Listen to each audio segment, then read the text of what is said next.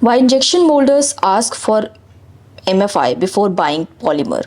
Melt flow index explained. Before any injection molder approves the polypropylene lot, before an extrusion plant starts producing pipe, before a blow molder manufactures bottles, there is one property almost every processor checks first: melt flow index. Not because it tells them the strength of the plastic, but because it predicts how the polymer will behave inside their machine. A small change in MFI can mean higher injection pressure, short shots, flash formation, unstable extrusion, or even rejection of an entire raw material lot. So why this one number so important? MFI is actually a rheological test. Many people think MFI is simply another quality parameter. It isn't. MFI is actually one of the simplest rheological tests used in plastic industry. Rheology is the science of how materials flow under force. Unlike water, molten polymers are non-Newtonian fluids. Their viscosity changes continuously with temperature and shear rate. Measuring complete rheological behavior requires a capillary or rotational rheometry. MFI offers a quick and economical indication of melt flow behavior, making it preferred incoming quality control test for most processors.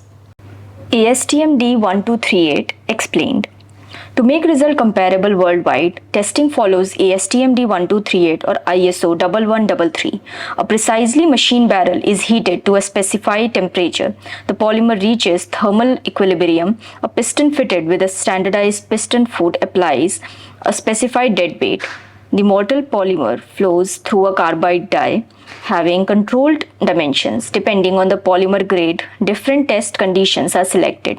For example, polypropylene is commonly tested at 230 degrees Celsius with 2.16 kgs, polyethylene at 190 degrees Celsius with 2.16 kgs. Engineering plastics may require different temperatures and loads. The extrudate is collected and reported in grams per 10 minutes.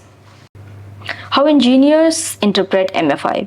Now comes the most important part, interpreting the result. Suppose your regular polypropylene grade has an MFI of 12. The next incoming lot shows MFI 18. This usually indicates lower average molecular weight. The material flows more easily. Thin sections may fill better. However, impact strength and toughness may decrease. Now consider the opposite case. The MFI drops from 12 to 7. The melt becomes more viscous. Injection pressure increases. Cycle time increases. Thin sections become difficult to fill. This is why processors verify MFI before unloading an incoming truck.